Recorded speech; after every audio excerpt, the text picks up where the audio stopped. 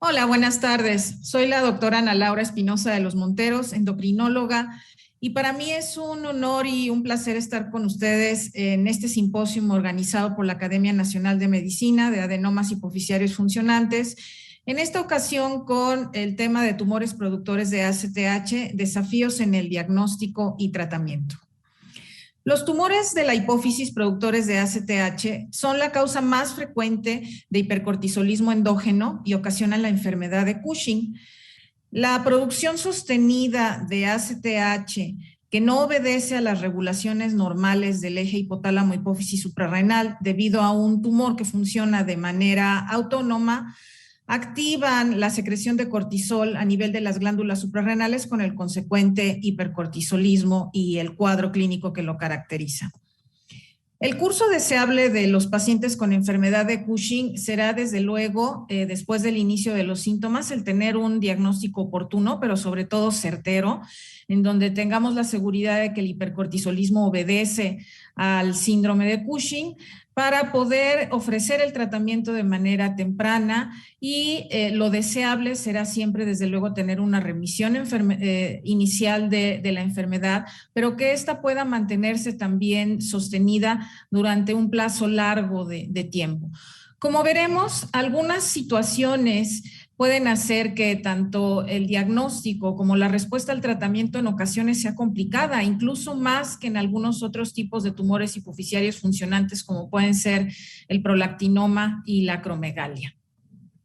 Una de las situaciones iniciales que tenemos que identificar es si el paciente con sospecha de síndrome de Cushing realmente tiene hipercortisolismo endógeno y si este se debe a la presencia de un tumor a nivel hipofisiario, suprarrenal o ectópico, o bien si el paciente cuenta con hipercortisolismo pero de origen no tumoral, es decir, no neoplásico. Y esto lo identificaremos en pruebas de escrutinio. Una vez confirmado el hipercortisolismo endógeno, el siguiente reto será identificar en aquellos casos en los que la producción de cortisol depende de ACTH, si el paciente cuenta con un tumor hipofisiario o bien con un tumor extrahipofisiario, es decir, ectópico, productor de ACTH, para lo cual tendremos que utilizar algunas pruebas de localización. El reconocer el síndrome de Cushing, evidentemente, desde el punto de vista clínico, es muy importante y son sobre todo las consecuencias clínicas del hipercortisolismo las que nos llevan a sospechar esta entidad. Tomando en consideración que la mayor parte de los tumores hipofisiarios productores de ACTH son microadenomas, es muy raro encontrar síntomas compresivos. Como ustedes saben, los componentes del síndrome metabólico como obesidad, diabetes, hipertensión son frecuentes en los pacientes en los que sospecha síndrome de Cushing. Y cuando estos datos se acompañan de debilidad, la presencia de estrías venosas, atrofia muscular, pero sobre todo cuando las pruebas bioquímicas se encuentran francamente alteradas, pues no habrá duda de que el paciente realmente tiene síndrome de Cushing. Por otro lado, cuando el paciente tiene el síndrome metabólico, sin embargo, no hay algunos otros datos clínicos característicos del síndrome de Cushing, pues la posibilidad preprueba de que lo tenga en realidad es baja y podremos descartarlo cuando las pruebas bioquímicas, como son la medición del cortisol libre urinario y la prueba de supresión con 1 miligramo de dexametasona, son normales. El inconveniente se presenta en aquellos casos en los que existe sospecha del síndrome de Cushing y existe una alteración de las pruebas bioquímicas y un cuadro clínico parecido al síndrome de Cushing sin que el paciente realmente lo tenga. Y es que existen algunas condiciones no neoplásicas en las cuales puede existir hipersecreción de ACTH, una secreción funcional de ACTH que se da en los corticotropos sanos, en donde las causas pueden ser diferentes a las tumorales. En estos casos, lo que sucede es que hay una hiperreactividad o una hiperrespuesta del núcleo paraventricular a ciertas señales neuronales que hacen que se eleve la producción de CRH y de vasopresina, con la consecuente liberación aumentada de ACTH por los corticotropos sanos y por lo tanto la estimulación de las glándulas suprarrenales con aumento en los niveles de cortisol. Y es por lo tanto esta entidad en donde habrá ciertas dificultades para diferenciar si el paciente tiene en realidad o no síndrome de Cushing. Aunque ambas entidades, el hipercortisolismo no neoplásico y la enfermedad de Cushing, se caracterizan por niveles elevados de cortisol y un cuadro clínico semejante, pues existen algunas diferencias entre ambos. Por ejemplo, en el hipercortisolismo no neoplásico, también conocido anteriormente como pseudo-Cushing o hipercortisolismo funcional, y el cual es ocasionado por situaciones como el estrés, la depresión, el alcoholismo, la obesidad, la diabetes descompensada, los niveles de cortisol en realidad se encuentran moderadamente elevados y podemos observar todavía la conservación de algunos aspectos regulatorios como la ciclicidad del cortisol y cierta preservación de la regulación negativa del cortisol durante la prueba de supresión con 1 miligramo de dexametasona, que bien se encuentra alterada, pero no tanto como en aquellos casos en donde realmente existe la enfermedad de Cushing, en donde hay ausencia de supresión con dosis baja de dexametasona y pérdida de la ciclicidad. Otra característica diferente en ambos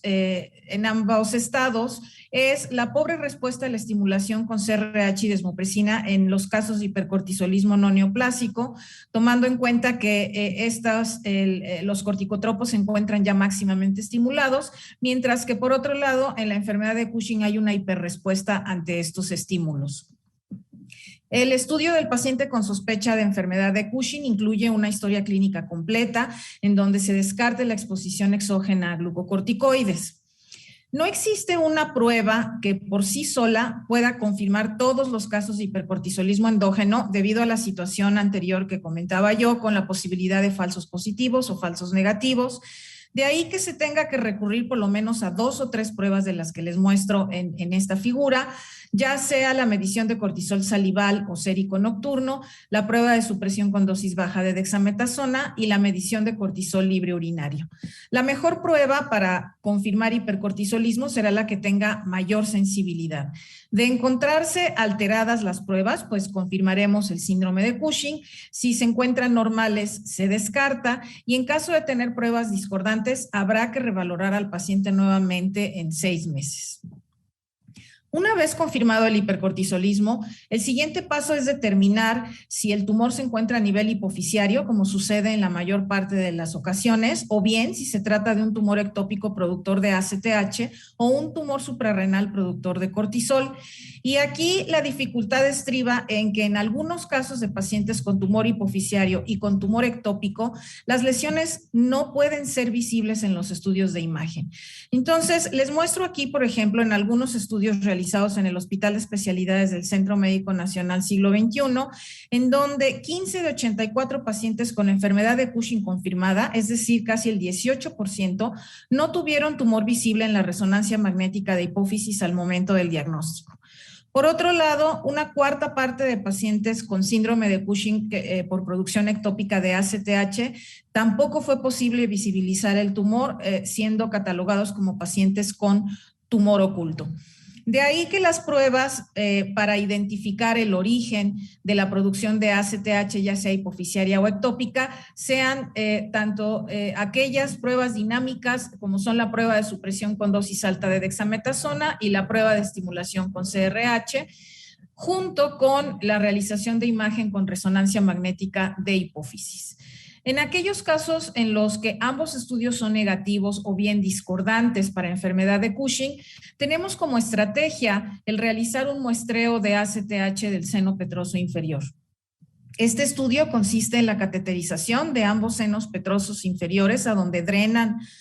directamente las venas hipofisiarias para la medición de ACTH, tanto del lado derecho como del lado izquierdo, y la medición también de ACTH a nivel de una vena periférica, con la finalidad de poder establecer un gradiente, y en caso de que éste se encuentre más elevado a nivel hipofisiario,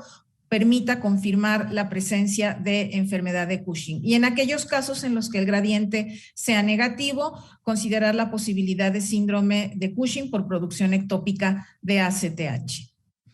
Bien, los objetivos del tratamiento en la enfermedad de Cushing son, desde luego, la remisión del hipercortisolismo con la consecuente remisión de signos y síntomas y comorbilidades, la resección del tumor, la preservación de la función de la hipófisis y la normalización de la sobrevida. Y la cirugía de hipófisis es el tratamiento primario de elección con el cual en un número importante de casos pueden lograrse estos objetivos.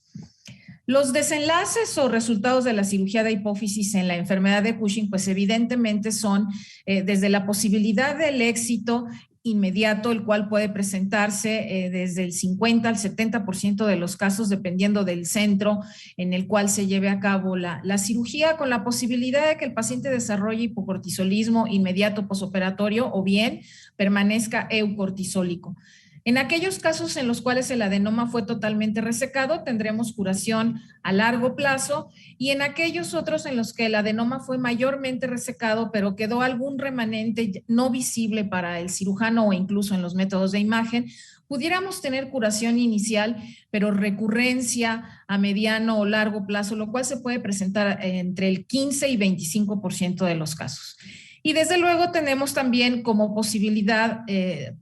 como resultado de la cirugía, pues la falla inmediata con la persistencia del hipercortisolismo, en aquellos casos en los que el adenoma no se resecó o fue mínimamente resecado. Y pues evidentemente la posibilidad de recurrencia y de persistencia de la enfermedad de Cushing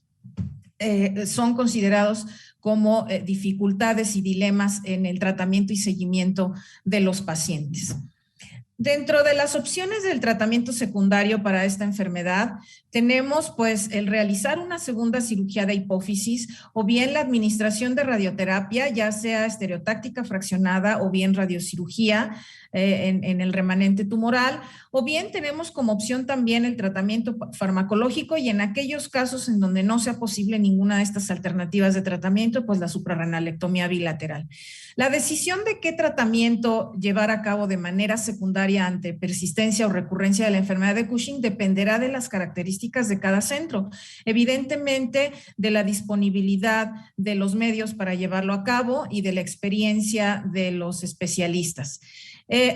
Todos estos tratamientos tienen algunos inconvenientes y algunas ventajas. Algunos pueden ser utilizados de manera secuencial o bien combinada. Entonces, la cirugía de hipófisis, por ejemplo, ya les mencionaba yo la posibilidad de remisión en el 30-70% de los casos. Sin embargo, el inconveniente de recurrencia está en el 50%. La radioterapia tiene la ventaja de remisión hasta el 60% de los casos, sin embargo, puede haber un retardo en el efecto e hipopituitarismo en aproximadamente la mitad de los casos. El tratamiento farmacológico en términos generales logra un buen control, sin embargo, este tiene que ser a largo plazo, dada la persistencia o recurrencia de la enfermedad, con la posibilidad de escape o efectos adversos a largo plazo. Y bueno, desde luego la suprarrenalectomía total es el único tratamiento que logra la remisión en el 100% de los casos, aunque con el inconveniente de insuficiencia suprarrenal y síndrome de Nelson.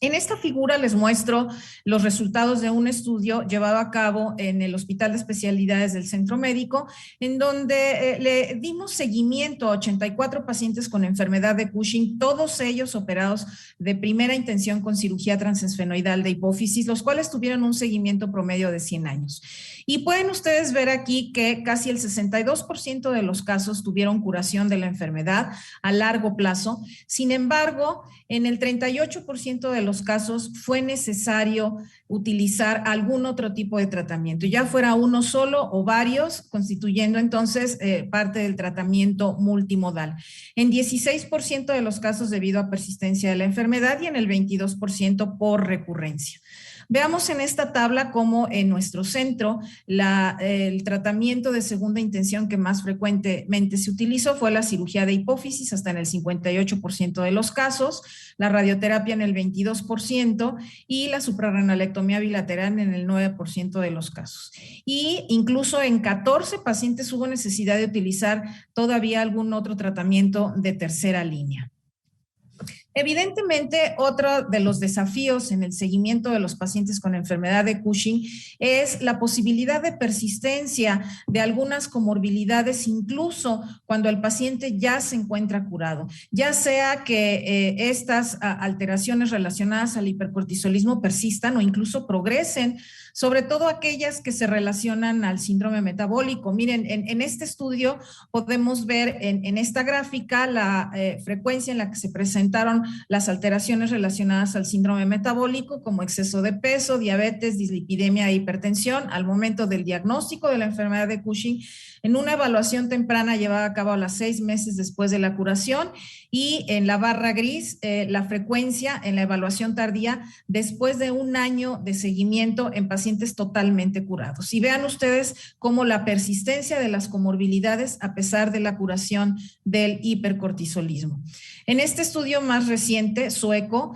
un estudio retrospectivo que incluyó 502 pacientes, de los cuales 419 se encontraron en remisión, observamos también cómo después de un año de remisión del hipercortisolismo hubo persistencia de eventos vasculares cerebrales, tromboembolismo y sepsis, los cuales en menor medida, pero todavía incluso persistieron a largo plazo.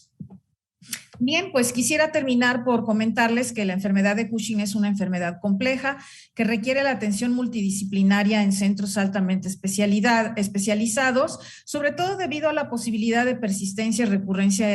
después del tratamiento en cierto número de pacientes, lo cual nos obliga a llevar a cabo una evaluación continua, ya que independientemente del tipo del tratamiento, el paciente puede tener persistencia de ciertas comorbilidades asociadas al hipercortisolismo. Agradezco su atención.